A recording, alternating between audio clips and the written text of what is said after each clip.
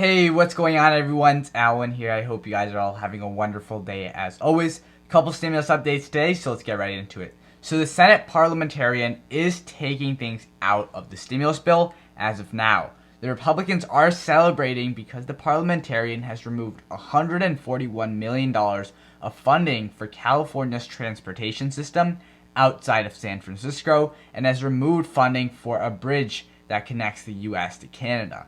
The Republicans are saying that these are pet projects for Nancy Pelosi and Chuck Schumer, who are the leaders of the House Democrat and the Senate. Republican House Minority Leader Kevin McCarthy said that we have watched the swamp come back to Washington. $100 million for a tunnel in Silicon Valley outside of Pelosi's district, and a bridge for Schumer.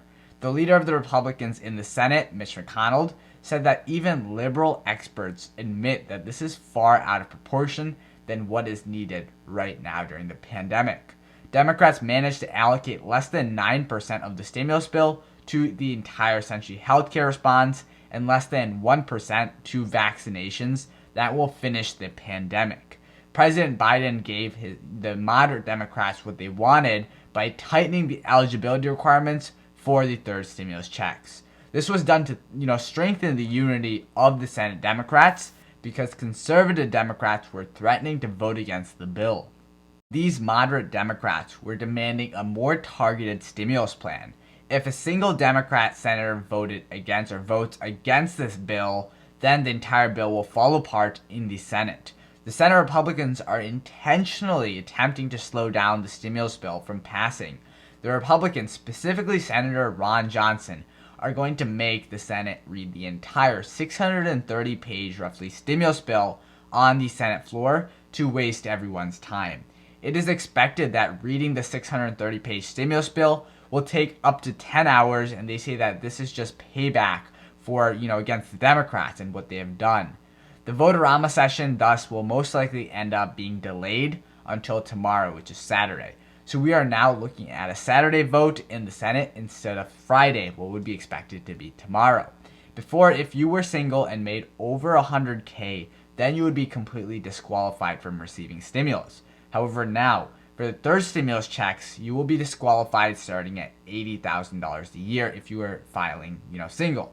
But if you're filing, as your married filer, used to be $200K, but now it's going to be 80 times 2. Essentially, the institution of taxation and the economic policy estimates that the change will save around $16 to $20 billion, but essentially this comes at the cost of 16 million Americans being ineligible for the stimulus checks. The House of Representatives canceled their session today because there has been another threat to storm the Capitol. The Capitol Police were concerned about another attempt to breach the Capitol today, a significant date because, essentially they believe that Trump will rise to power. A certain group of people believe that Trump will rise to power again and he will be publicly inaugurated today. The politicians decided that the threat was way too significant to ignore, so they canceled today's session. Trump is saying that he will most likely, however, be running for the presidential elections in 2024. Trump's advisors are telling him not to choose Mike Pence as his candidate for vice president. They are telling him to pick a vice president that will appeal to voters that he lost during 2020. President Biden is still deciding whether or not he should still go after Trump's tax returns. 53% of voters say that it is important to see Trump's tax returns to hold him accountable, while 47% say that Trump is no more in office and there is no reason anybody needs to see his tax returns.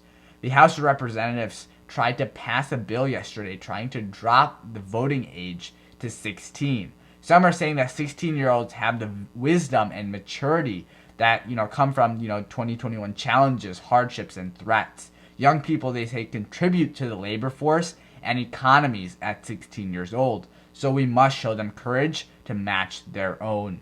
The bill failed in the House with a vote of 125 to 302.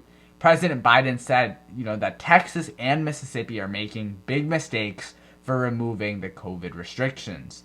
Elon Musk is planning on creating a city in Texas called Starbase. Japan is thinking about not allowing foreigners to enter the Summer Olympics this July. Hopefully you guys all learned something new and enjoyed the video. I thank you all so much for your continued support. I do appreciate it tremendously. Make sure to go down below and drop a like if you did enjoy. Subscribe to my channel if you're new. Turn on post notifications so that way you're aware of when I do upload my next video. Comment down below. Till next time. Peace.